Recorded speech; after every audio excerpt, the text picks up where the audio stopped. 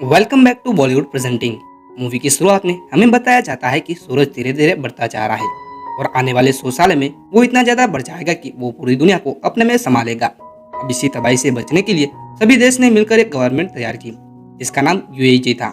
इस गवर्नमेंट ने कई सारे प्रोजेक्ट तैयार किए थे जो आने वाले समय में इंसानों के लिए काम आने वाले थे। इस प्रोग्राम में इंसानों ने दिमाग को एआई कंप्यूटर की मदद से चिप में स्टोर किया जाता था।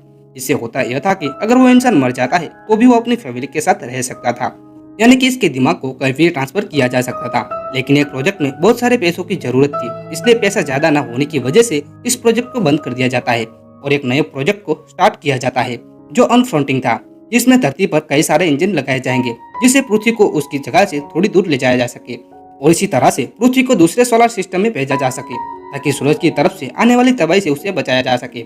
लेकिन उससे पहले इन इंजन का टेस्ट मून पर भी करना था ताकि पता चल सके कि यह मिशन सफल होगा या नहीं। अब इस मिशन के लिए अलग अलग देश से एस्ट्रोनॉट को बुलाया जाता है, जिन एस्ट्रोनॉट में हमें लियो को भी दिखाया जाता है। वहीं जो एआई वाला प्रोजेक्ट था जिसके बंद होने की वजह से कई सारे लोगों ने प्रोटेस्ट करना शुरू कर दिया था, जिनकी डिमांड यह था कि वो उस प्रोजेक्ट को पूरा करे। प्रोटेस्ट करने वाले लोग इन पर हमला कर देते हैं। यही इन एस्ट्रोनॉट में एक लेडी जिसका नाम हैन था, उस पर एक शख्स हमला कर देता है, लेकिन हैन उसका मुकाबला करती है।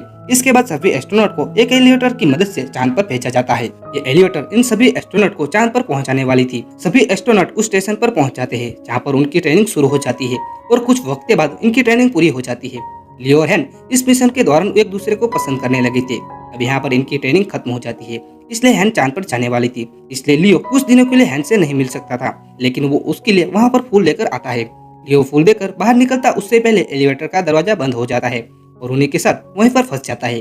अब यहाँ पर एलिवेटर चांद की तरफ जाना शुरू हो गई थी। अब यहाँ पर लियो के पास और कोई रास्ता नहीं था, इसलिए हैन लियो को स्पेस सूट पहनने के लिए देती है ताकि वो उनके साथ जा सके। लेकिन तभी उनको पता चलता है कि उनका सारा सिस्टम हैक हो चुका है और किसी ने सारा का सारा सिस्टम अपने कंट्रोल में ले लिया है और तभी उनके स्पेस स्टेशन पर ड्रोन से हमला करना शुरू कर दिया जाता है। साथ ही उनकी एलिवेटर अब दोबारा से जमीन पर वापस जाने वाली थी। तभी उनके एलिवेटर में कुछ आदमी एस्ट्रोनॉट को बंदी बना के उनके आईडी ले लेते हैं ताकि वो उनकी आईडी की मदद से सारे सिस्टम को अपने काबू में ले सके। वो स्पेस स्टेशन को तबाह करना शुरू कर देते हैं, बहुत सी जगह पर बम लगा देते हैं। वहीं एलिवेटर में हैन उनका मुकाबला करती है। वहीं जो बम लगाए थे वो एक्टिवेट हो जाते हैं। साथ ही उन लोगों ने एक बम एलिवेटर के ऊपर भी लगाया था, जिसकी वजह से वहाँ पर एक बहुत बड़ा धमाका होता है, जिसकी वजह से उनका एलिवेटर दोबारा से जमीन पर आ जाता है।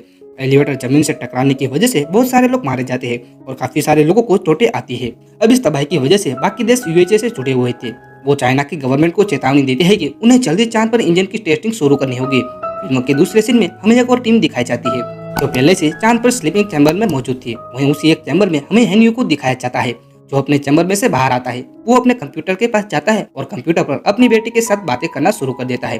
तभी अर्थ पर से कुछ एस्ट्रोनॉट चांद पर आते हैं, जिनमें उनका लीडर भी शामिल था, जो आकर अपनी टीम को बताते हैं कि आने वाले कुछ महीनों में हमें इंजन का टेस्ट पूरा करना होगा। टीम का लीडर इंजन को स्टार्ट करने के लिए धरती पर से एडवांस सुपर कंप्यूटर अपने साथ लाए थे। यहाँ पर हमें पता चलता है कि जो डिजिटल लाइफ प्रोजेक्ट था जिसमें इंसान के दिमाग को एआई की मदद से एक चिप में स्टोर किया जाता था, उसके हेड पहले हैंग्यू और उसके लीडर हुआ करते थे।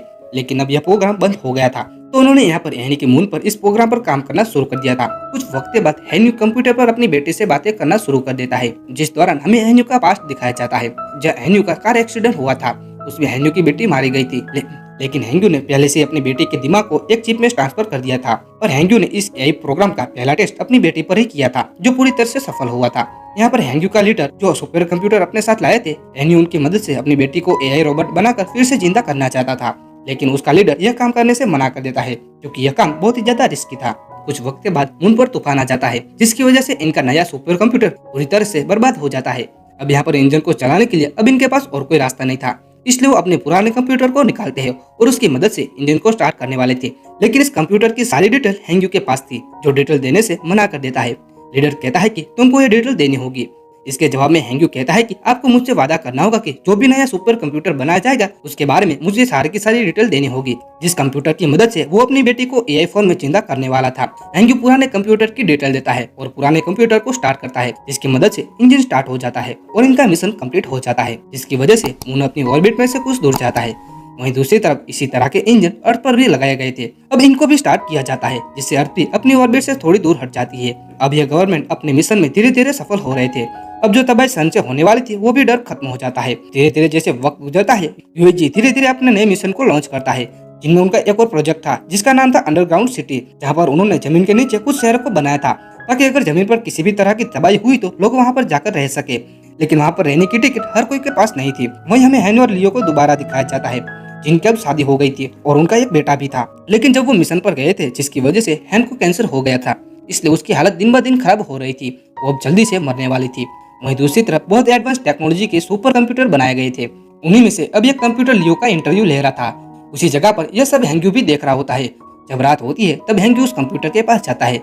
जैसा कि हम जानते हैं कि हैंग्यू उन कंप्यूटर की मदद से अपनी बेटी का रोबोट बनाना चाहता था, लेकिन तभी वहाँ पर उनका लीडर आ जाता है, जो यह सब करने से मना कर देता है।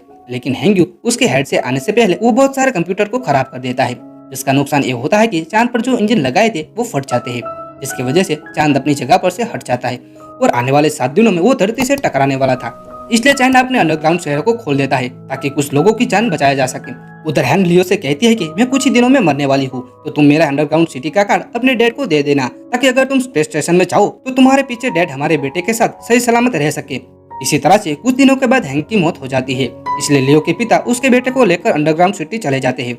वहीं दूसरी तरफ चाइना पूरे देश में न्यूज चलाता है कि चांद बहुत ही जल्दी अर्थ से टकराने वाला है, लेकिन वो यह भी बताते हैं कि इसका हल हमें मिल गया है, इसलिए हमें जल्द स्पेस में जाकर धमाके करने होंगे, जिसकी वजह से मून अर्थ से थोड़ा दूर हो जाएगा और इसके बाद फिर से अर्थ पर इंजन लगाकर चांद से दूर ले जाएंगे। और इस काम के लिए यूएचयू को गवर्नमेंट से भी मंजूरी मिल गई थी। अब यहाँ पर लियो भी इस मिशन में शामिल था, इसलिए वो भी स्पेस में चला गया था। वो जाकर अपने हेड से मिलता है। जब लियो की ट्रेनिंग खत्म हो जाती है तब वो अपनी टीम के साथ एलिवेटर में बैठकर चांद की तरफ जाने लगते हैं। अब यहाँ पर इनका यह काम था कि मून पर जाकर जगह जगह पर बॉम्ब गिराना था और फिर अर्थ पर वापस आ जाना था।